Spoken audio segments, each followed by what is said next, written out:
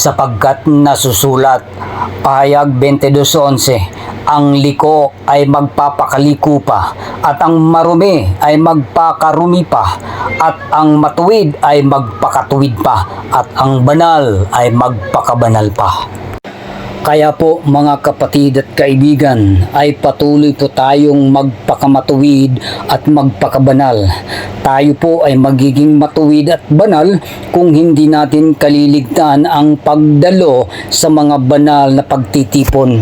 Dahil ang pagdalo sa mga banal na pagtitipon ay doon lamang natin maririnig ang mga salita ng Diyos na magtutuwid at magpapabanal sa atin. Pakinggan po ninyo. Roma 7:12. Kaya nga ang kautusan ay banal at ang utos ay banal at matuwid at mabuti. Amen.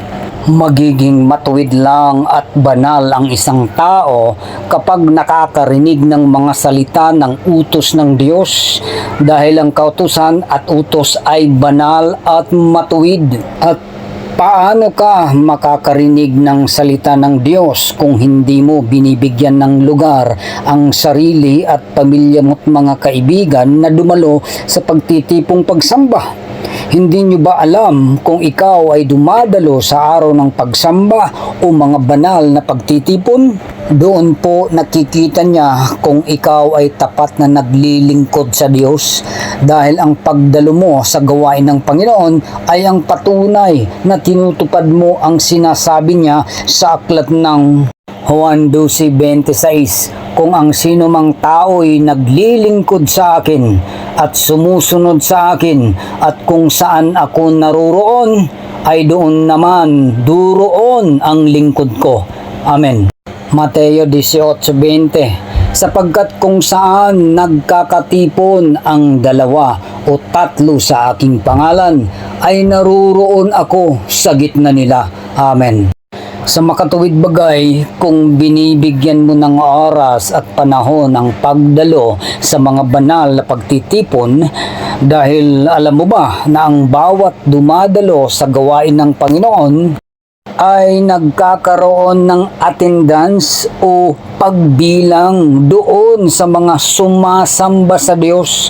Pakinggan po ninyo ang nakasulat sa Pahayag 11:1. Pagkatapos binigyan ako ng isang panukat na parang tungkod at sinabi, tumayo ka at sukatin mo ang templo ng Diyos at ang dambana, at bilangin mo ang mga sumasamba roon. Amen. Sa madaling salita, napakahalaga pala ang magbigay ng oras at panahon sa mga banal na gawain sa Panginoon, dahil mayroon palang attendance o pagbilang doon sa tumutupad na mga totoong umiibig sa Diyos. Kung baga sa lupa o isa kang mag-aaral na palagi kang absent hanggang sa i-drop out ka ng iyong guro at tuluyang burahin ka na sa klase, ganun din sa spiritual. Pagka wala ka ng panahon na dumalo sa pagtitipon ukol sa Diyos at patuloy ka ng tatalikod sa Kanya at patuloy na pagkakasala, maaaring burahin din ang iyong pangalan sa aklat ng buhay. Pakinggan po ninyo ang sinasabi ng banal na kasulatan sa aklat ng Salmo 69:28. Mapawi sila sa aklat ng buhay at huwag masulat na kasama ng matuwid. Amen.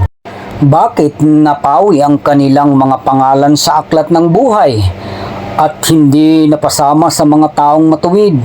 Pakinggan po ninyong muli ang sinasabi ng Biblia.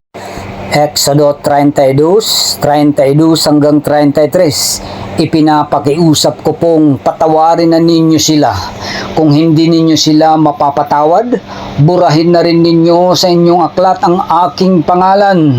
Sumagot si Yahweh, kung sino ang nagkasala sa akin ay siya kong buburahin sa aking aklat. Amen. Hallelujah. Sa makatuwid, mga kaibigan at kapatid sa Panginoon, kung ikaw ay tuluyang tatalikod, wala nang panahon sa paglilingkod sa Diyos, at tuluyang panggagawa ng masama at pagkakasala, ay maaari palang burahin ang iyong pangalan sa aklat ng buhay.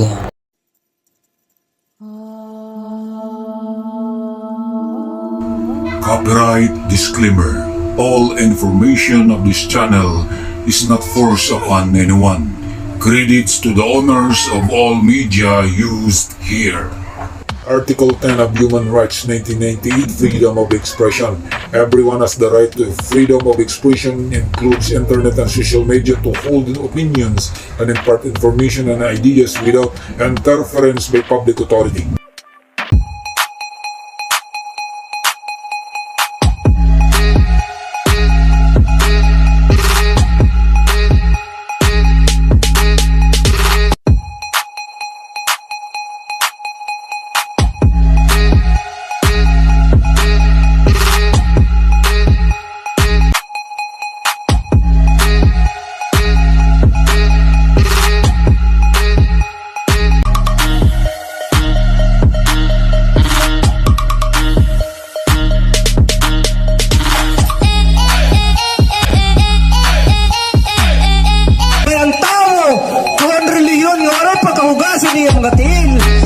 Siya ang Ginoo, naway ako nabot na imo. Dapat sa mga tao o mga kaamit ay